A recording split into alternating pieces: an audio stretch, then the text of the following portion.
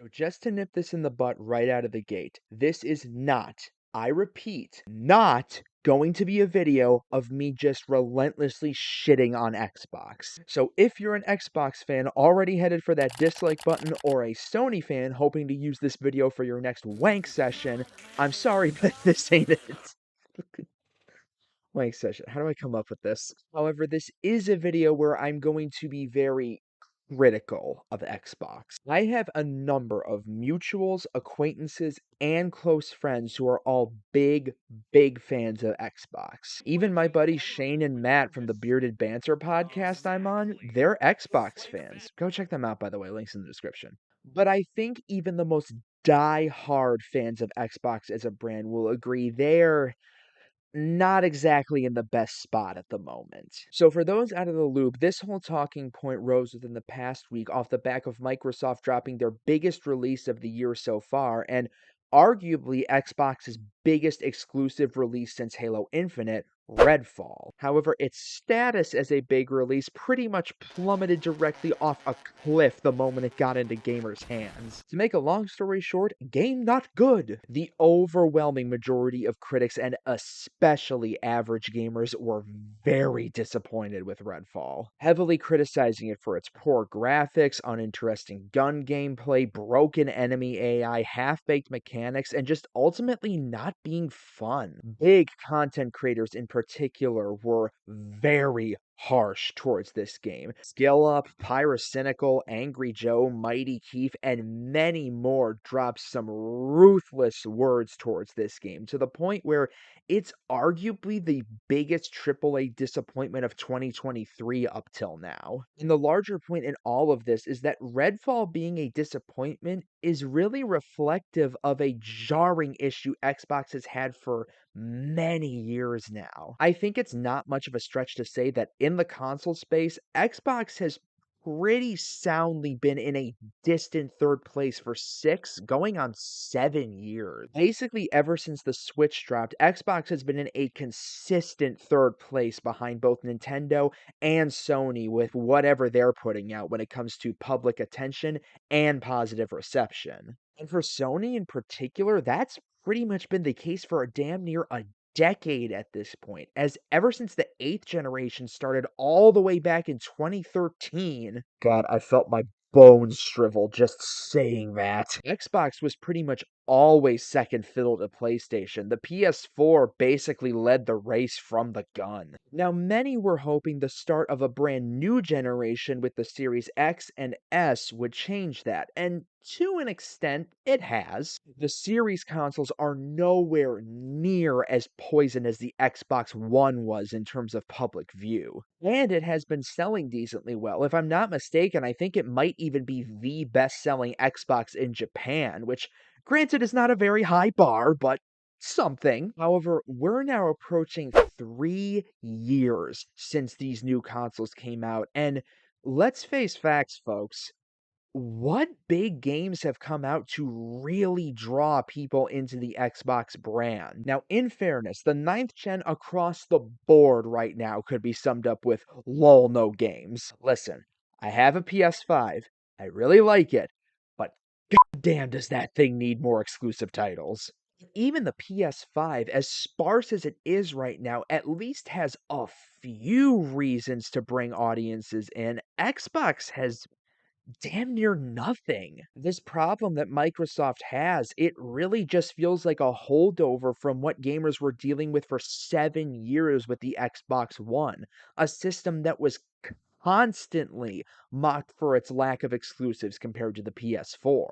And now we just seem to be running through that same story all over again. Redfall was supposed to be one of those titles. It was meant to be a big must-have game that would really get people to look at an Xbox and say, I want that. But now that it's pretty much shown to be the walking definition of fans got to keep waiting for another game to make up for that. There's a multitude of issues regarding games with Xbox that I could go into right now, like how they have a fairly big variety problem when it comes to exclusives, or how even one could argue that day and date PC releases are, while very good for the consumer, kinda damaging to Xbox's overall brand and enticingness to buy a system. That topic could be a whole video in of itself.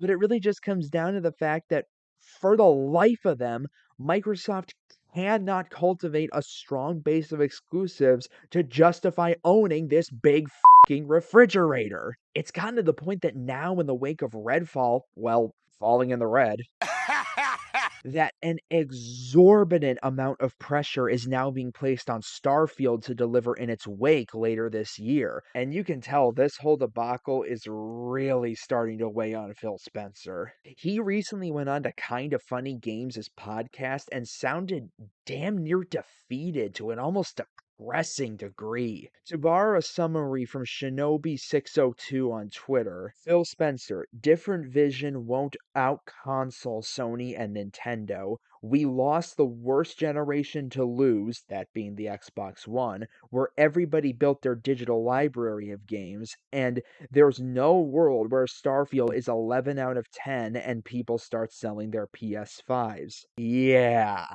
Now, I feel bad for Phil Spencer here because I get the vibe that he really does want to try here, but I'm gonna disagree with him on one of his main points. Because ultimately, I do think Xbox's main problem here is they can fucking not get out a steady stream of high quality exclusives. For all the flack the gaming community gives Xbox, I argue they do a lot of things right. Consoles have good power. They have a number of very pro-consumer practices. In fact, out of the big three console makers, I don't even think it's a contest that they are by far the most pro-consumer. They've done a great deal for backwards compatibility and a number of other really big positives. But all of those upsides just don't outweigh the fact that they can't deliver on the main reason why people buy a brand new video game system. That being, the games. And I feel it's only been made worse by all the acquisition warfare that's been going on over the past couple years, mostly started because of Microsoft. For the past several years, Xbox has consistently bragged about all the studios they've been buying up, big and small, to the point that they've even bought up Bethesda and are currently trying to buy up Activision. Yet, despite all that, their library output still pales in comparison to everything Sony and Nintendo are doing. Now, I do get what Phil means when he says Starfield alone isn't going to be enough to completely change mine. On that, I think he has a point. It's going to take several years of consistent, high quality, big budget AAA exclusives for people to fully buy into Xbox the way they do, say, the Switch or the PS5. Like, to the point they could be fully convinced they will get quality just based off of the name attached to it, which is the main thing that PlayStation and Nintendo ride off of. You look at games that are revealed in PlayStation showcases, State of Plays, Nintendo Directs, and people buy into them immediately because Sony and Nintendo have good enough track records that they can get away with people believing them on their name alone.